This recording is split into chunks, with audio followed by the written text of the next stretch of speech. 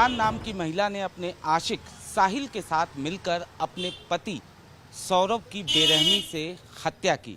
हत्या करने के बाद उसने लाश के करीब 15 टुकड़े किए और उन टुकड़ों को पानी के ड्रम में उसने इस तरीके से छिपाया कि उसकी बदबू बाहर तक ना आ सके। और इस वारदात को अंजाम देने के बाद ये यहाँ से शिमला घूमने के लिए चले जाते हैं मुस्कान और उसका आशिक साहिल। जिस तरीके से ड्रम में इन लोगों ने बॉडी के टुकड़ों को छिपाया था, निश्चित तौर पर जब पहली नज़र में देखने से पता ही नहीं चल रहा था कि यहाँ पर कोई लाश छिपी हुई है। पुलिस को जब पता चला, पुलिस भी पहली बार जब पहुंची तो उसे विश्वास नहीं हो रहा था, क्योंकि दरअसल अगर हम आपको बताएं कि लगभग इसी टाइप का वो ड्रम था जिसमें सबसे पहले ये लोग लाश के 15 टुकड़े करते हैं और उन टुकड़ों को इस टाइप के ड्रम में डालने से पहले सबसे पहले ये लोग सीमेंट अंदर डालते हैं, उसके बाद टुकड़ों को डालते हैं और उसके बाद फिर ऊपर से सीमेंट कर देते हैं। इतना ही नहीं, ढक्कन बाकायदा इस पर लगाया जाता है और उसे भी उसके चारों तरफ भी सीमेंट से पैक कर दिया जाता है। निश्चित तौर पर इस टाइप का ड्रम में सीमेंट के ऊपर बॉडी के पार्ट्स और उसके ऊपर फिर से सीमेंट और ढक्कन पर भी इस तरीके से सीमेंट लगाया जाता है कि पहली नज़र में देखने पर किसी को पता ही नहीं चलेगा कि ड्रम में बॉडी के पार्ट्स हैं, लाश के टुकड़े हैं। और यही वजह है कि जब पुलिस पहली बार पहुंचती है, पुलिस को मुस्कान ये बताती है कि लाश के टुकड़े जो हैं वो ड्रम में छिपाए गए हैं, लेकिन पुलिस को यकीन नहीं होता है उस ड्रम को देखने के बाद। जिसके बाद साहिल को भी बुलाया जाता है और उसके बाद जब ड्रम को खोला जाता है, निश्चित तौर पर तब पुलिस की आंखें भी सन्न रह जाती हैं। दरअसल इन लोगों ने एक साजिश के तहत सबसे पहले सौरभ को नींद की दवा दी रात में खाने में। उसके बाद जब सौरभ बेहोश हो जाता है, उसके बाद उसका कत्ल करते हैं और कत्ल करने के बाद बॉडी को बाकायदा बाथरूम में ले जाकर उनके इस तरीके से टुकड़े किए जाते हैं कि वो ड्रम में आसानी से छिपाया जा सके। फिलहाल ये दोनों पुलिस की गिरफ्त में हैं। पुलिस मामले की तफ्तीश कर रही है। लेकिन अगर हम आपको तस्वीरों के जरिए ड्रम को दिखाना चाहें तो आप देख सकते हैं लगभग इसी टाइप का वो ड्रम था। गहराई आप साफ तौर पे ड्रम का देख सकते हैं।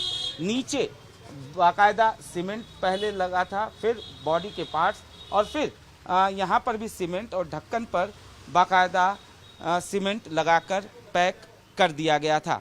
फिलहाल पुलिस का ये कहना है कि मामले की तफ्तीश लगातार जारी है। मेरठ में एक पत्नी अपने आशिक के साथ मिलकर सबसे पहले अपने पति का कत्ल करती है, उसके बाद उसकी लाश को टुकड़ों में काटकर पानी के ड्रम में छिपा देती है।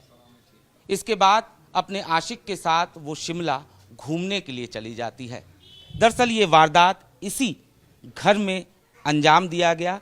चूँकि बताया ये जा रहा है कि सौरभ ने मुस्कान नाम की लड़की से लव मैरिज किया और उसके बाद ये दोनों यहीं पर किराए पर रहने के लिए आ गए। इनके एक बेटी भी थी। सौरभ को काम के सिलसिले में बाहर जाना पड़ा। वो लंदन में काम कर रहा था।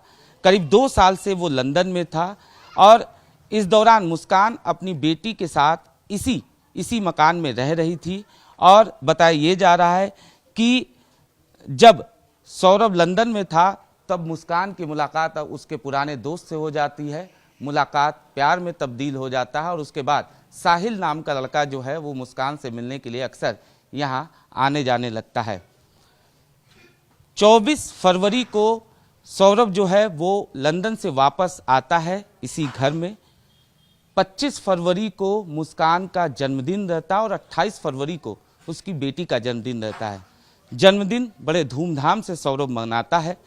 3 तारीख की रात को बताया ये जा रहा है कि खाने में सौरभ को एक नशीला पदार्थ मिलाया जाता है, जिसके बाद सौरभ बेहोश हो जाता है और इस दौरान मुस्कान साहिल के साथ मिलकर इसी घर में सबसे पहले सौरभ का कत्ल करती है और उसके बॉडी को बाथरूम में ले जाकर टुकड़ों में काटती है और पानी का ड्रम ले आया जाता है। उस पानी के ड्रम में बाकायदा लाश को डालकर, टुकड़ों को डालकर उसके बाकायदा सीमेंट से उसे इस तरीके से पैक किया जाता है ताकि बदबू जो है वो बाहर ना आ सके।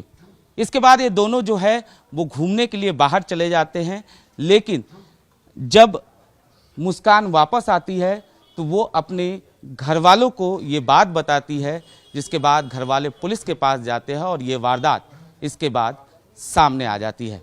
फिलहाल पुलिस पूरे मामले की तफ्तीश कर रही है, लेकिन जांच के दौरान पुलिस का यही कहना है कि चूंकि साहिल जो है वो मुस्कान से अक्सर मिलने के लिए आता था, उन दोनों के बीच में प्रेम प्रसंग था और जब सौरभ यहाँ पर वापस आ गया तो ये बात इन दोनों को नागवार गुजरी, जिसकी वजह से एक बाकायदा साजिश की स्क्रिप्ट तैयार की गई और इस स्क्रिप्ट के तहत इस वारदात को अंजाम दिया गया।